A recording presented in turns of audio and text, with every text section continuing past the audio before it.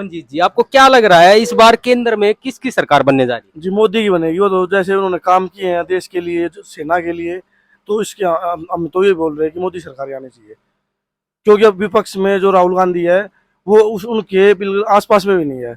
उनको ये नहीं पता कि ऐसा क्या करना क्या नहीं करना, उनका कभी मुद्दे ही नहीं पता उनको देश के बारे में।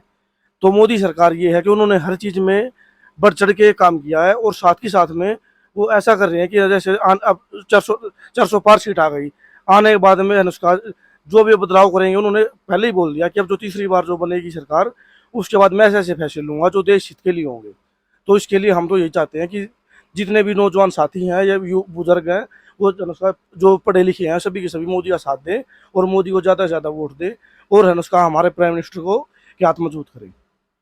जी भाई साहब, जो राहुल गांधी जी ने अभी 2-3 दिन पहले मोदी जी का अपमान किया है, जो तू तड़ाक की भाषा का इस्तेमाल किया है, तो उनके लिए आप क्या जवाब देना चाहेंगे?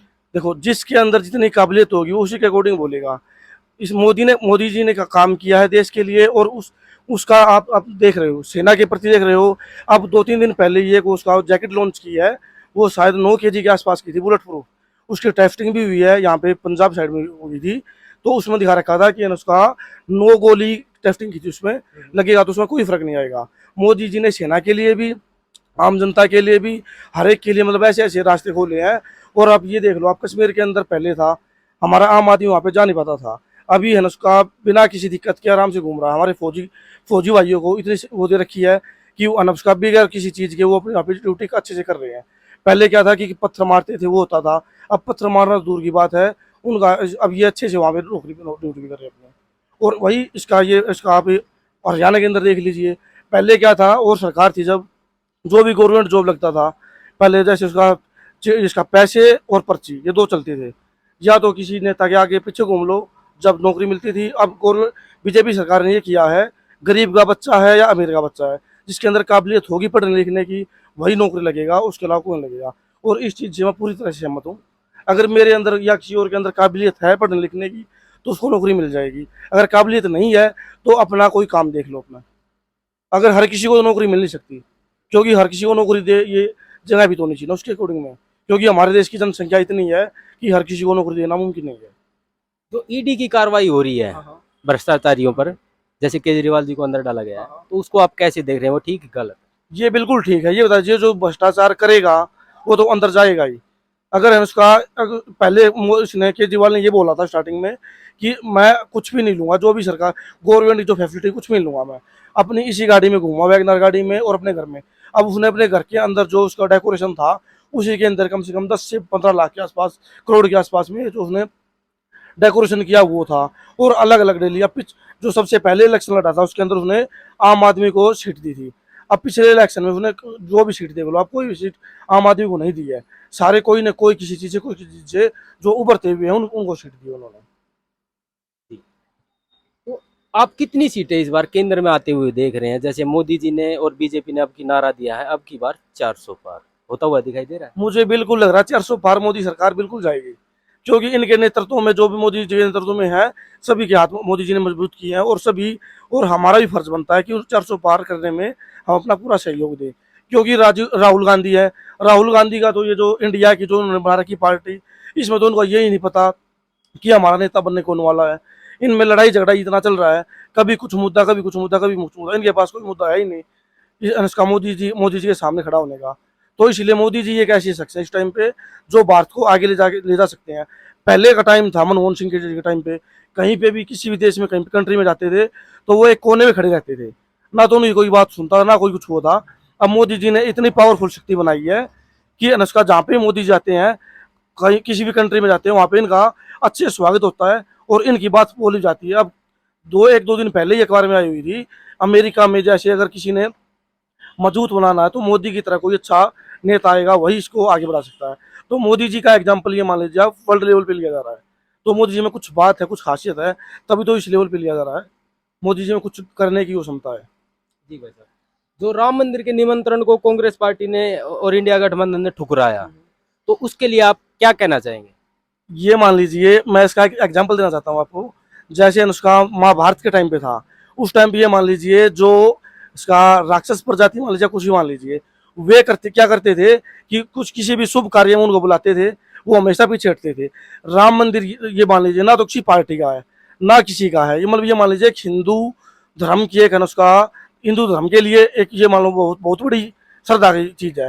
राम खाली ये नहीं है कि बीजेपी पार्टी है, राम राम जो है वो हिंदू हिंदू धर्म से बहुत ज्यादा रिलेटेड है और हिंदू धर्म में सबसे ऊंचा दर्जा माना गया है। और इसका वहां पे बुलाने के लिए उनका अगर बगैर किसी बुलावे के भी अगर ये जाते वहां पे तो उन्हें इसका इन देश का इनके प्रति और ज्यादा वो वोट बढ़ती। लेकिन उन्होंने जो काम किया राम मंदिर में नहीं जाके, उससे पूरे देश में ये मान लीजिए इनकी वोट बढ़ी नहीं वोट घटेंगी, क्योंकि अनुष्का इन्होंने हमेशा से ही मुस्लिम का साथ दिया है और अनुष्का हिंदुओं के बिल्कुल हमेशा से कट्टर रहे हैं। ये मान लीजिए अगर ये वहां पे जाते राम मंदिर के वहां पे तो इनकी पूरे देश में प्रशंसा होती कि हाँ विपक्ष में थे और फिर भी राम मंदिर में गए, लेकिन वहां पे नहीं गए। इन्होंने अपने आप ये दर्शा दिया कि हम हिंदू हिंदू विरोधी हैं। अभी मोदी जी जो बोल रहे हैं कि तीसरे कार्यकाल में अगर देश की जनता आशीर्वाद देती है उन्हें तो वो बड़े काम करेंगे और देश तीसरी सबसे बड़ी आर्थिक शक्ति होगा। तो आप ये बताइए बड़े काम कौन से होंगे और क्या देश तीसरी सबसे बड़ी आर्थिक शक्ति बन पाएगा? जी बिल्कुल बन पाएगा। पहले आप ये देखिए, हम पेट्रोल खरीदते थे बाहर से, अब ये मान लीजिए कोरोना काल में आप कितने देशों को देखते हो जो बर्बाद हो चुके हैं। इसका पाकिस्तान आ गया, ऐसा एग्जाम्पल आ गया, बांग्लादेश आ गया, श्रीलंका आ गया और उसका नेपाल में भी यही हालात है। और हमारे देश के अंदर आप ये देख लीजिए, हम पेट्रोल बाहर से ले रहे हैं और दूसरे देशों को बेच रहे हैं पेट्रोल। तो ये मान लीजिए पहले कभी ऐसा कभी हुआ नहीं था और जो भी ये हो रहा है। और साथ के साथ में आप ये देख लीजिए, हमारे देश की अर्थव्यवस्था जो पहले थी पहले से ज्यादा हुई है। लेकिन जो पहले से जो और सरकार जो पहले कांग्रेस सरकार थी, जो उनके टाइम का जो कर्जा था वो कर्जा तो ये मान लीजिए उतरने में से तो है नहीं कि ये कुछ जादूगर 1 मिनट उतार के रख देंगे वो काम होगा। लेकिन अब ये मान लीजिए हर जगह पे अनुष्का हर चीज का वो अच्छे से वो कर रहेंगे। बाहर जा रहे हैं, टेक्नोलॉजी है नई नई है, किसानों को देख लीजिए आप, किसानों के लिए वो बाहर जा रहे हैं, उनको बाहर भेज रहे हैं कि आप उस देश की ये देख लीजिए टेक्नोलॉजी अपनाइए, ये करिए वो करिए, किसानों की सहायता कर रहे हैं, उनके लिए सब्सिडी दे रहे हैं और उसका फसल के लिए अच्छे अच्छे वो दे रहे हैं। अगर कुछ फसल खराब होती है तो उनका अच्छे से बीमा दे रहे हैं।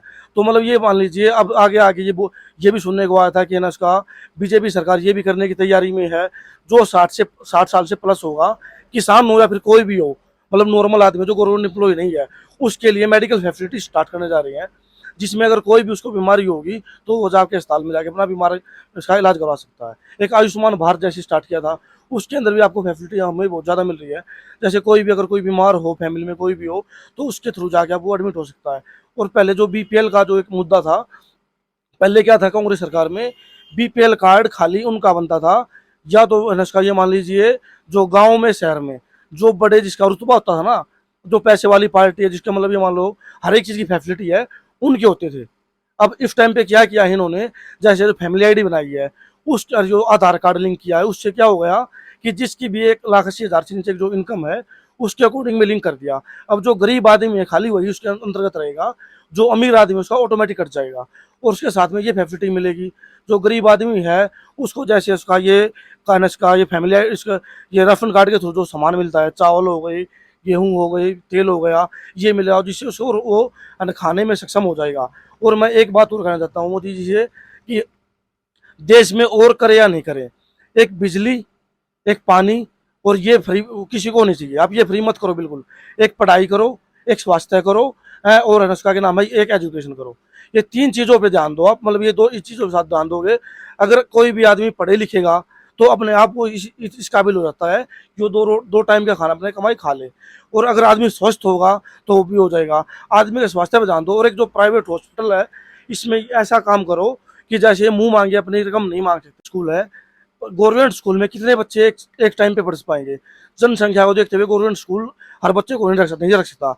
लेकिन प्राइवेट स्कूल का एक रूल बना देना चाहिए कि लेवल बना दे कि इस लेवल से ऊपर प्राइवेट स्कूल फीस नहीं लेगा। उससे क्या होगा कि गरीब का बच्चा भी अमीर का बच्चा भी सभी स्कूल में अपनी पढ़ाई कर सकते हैं। अगर फीस ज़्यादा होगी तो गरीब का बच्चा वहाँ पे नहीं जा पाएगा। और गवर्नमेंट स्कूल में सीट लिमिटेड है, वहाँ पे बच्चे कितने बच्चे पढ़ेंगे? तो एक चीज़ पे भी ध्यान देने का विषय है। जी वैसे अंत में आप मोदी जी जो परिश्रम कर रहे हैं देश के लिए, तो उनके लिए आप क्या कहना चाहेंगे? मैं ये कहना चाहता हूँ कि मोदी जी जो कर रहे हैं देश के लिए बहुत अच्छा कर रहे हैं और हम मोदी जी के साथ हम हमेशा खड़े रहेंगे और मोदी जी का हमें हमेशा सपोर्ट करेंगे। मोदी जी जो कर रहे हैं देश की भलाई के लिए कर रहे हैं, उनका निस्वार्थ भाव से काम कर रहे हैं। मोदी जी को मैं यही बोलना चाहता हूँ कि आप जो भी कर रहे हो देश के हित में कर रहे हो, हम सभी आपके साथ हैं। जय हिंद, जय भारत।